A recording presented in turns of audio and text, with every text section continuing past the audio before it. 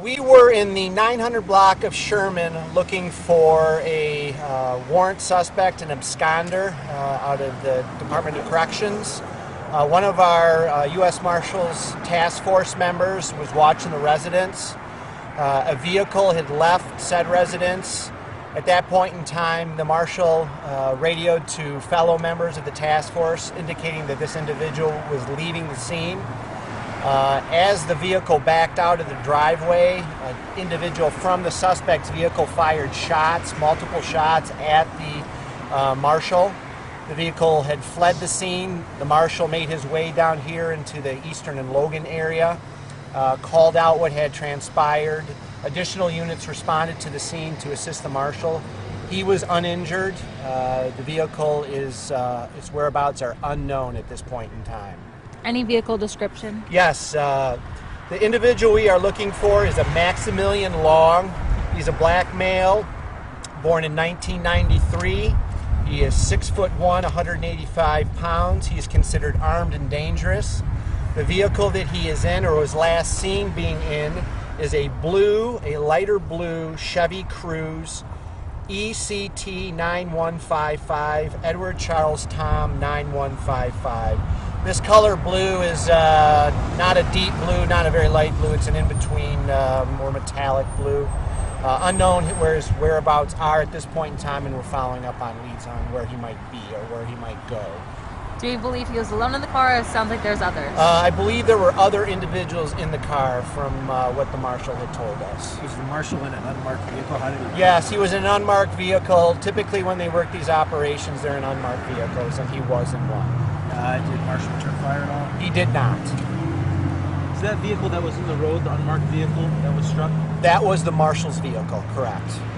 And any injuries from glass, anything other than, did he get struck at all? Nope, the marshal was not injured whatsoever other than being shook up.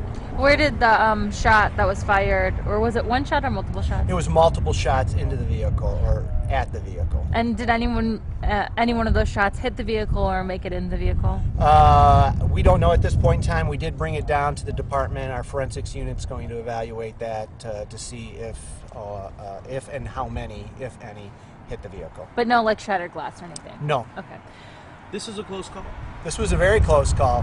This is pretty rare in the city of Grand Rapids. We don't typically see this level of violence, but this is what we're dealing with out here, particularly a parole absconder who's a bad person. I mean, we're out here looking for these individuals with the assistance of other law enforcement personnel, and this was a situation that could have turned quite tragic.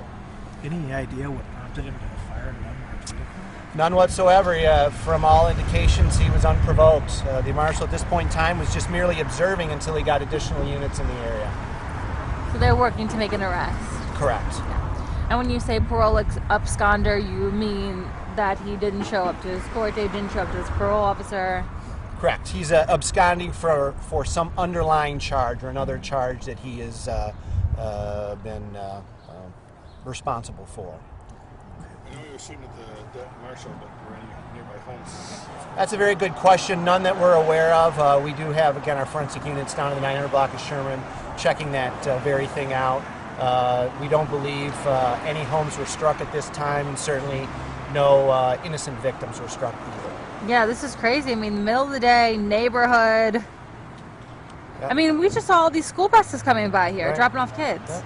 So yeah, this is a residential neighborhood. So kids, adults walking through the neighborhood, and we have this kind of gunplay. So clearly unacceptable, and we implore any citizen that has information with regards to Mr. Long and that vehicle, please to come forward and provide any information. Certainly the police department can be called, or silent observer. How important is it to get this man back in custody? Very important. He obviously fired at a U.S. Marshal, so stands to reason he's violent, he's dangerous, and who knows what else he could do. Did the marshal present his badge or anything? Did he know that this was the marshal? There's no indication of that. The marshal just was essentially watching him from his vehicle, so I don't believe there was any presentation of a badge or any announcement that he was law enforcement. Marshal being checked out at all medically, or he's Yeah, now we checked him out medically. That's protocol. He's, again, shook up, so emotionally, psychologically, he's a little shaken, of course, but otherwise he's okay. And that vehicle that was in the road right there that just left, that was the vehicle that was struck? Correct. That was the marshal's vehicle.